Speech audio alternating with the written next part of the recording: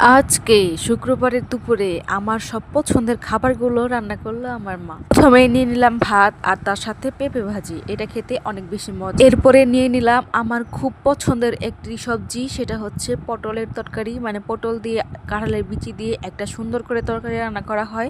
এটা খেতে অনেক অনেক অনেক বেশি মজা। তো এটা দিয়ে আমি বেশি পরিমাণে ভাত খেয়েছি। তো আপনাদেরকে দেখিয়ে দিই যে কি কি রান্না হয়েছে আজকে। চিকেন, পেঁপে ভাজি, এই যে সবজিটা, আর পেঁপে দিয়ে মুরগি, আর সাথে ডাল। তো এত কিছু খাবার আমি আসলে খেতে পারবো কিনা আমি জানি না, তো এই জন্যই আপনাদেরকে দেখিয়ে নিলাম। তো আমি খাচ্ছি এখানে ওই সবজিটা দিয়ে খাওয়া শেষ করে আমি এখানে নিয়ে নিলাম চিকেন, যেটা আলু দিয়ে রান্না করা হয়েছিল। তো আমি যতটুকু খেতে পারবো আমি অতটুকু পরিমাণে নিয়ে নিলাম।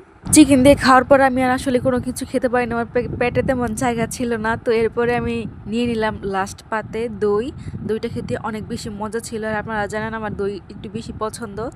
তো এই তো ছিল আজকে আমার দুপুরের খাবার।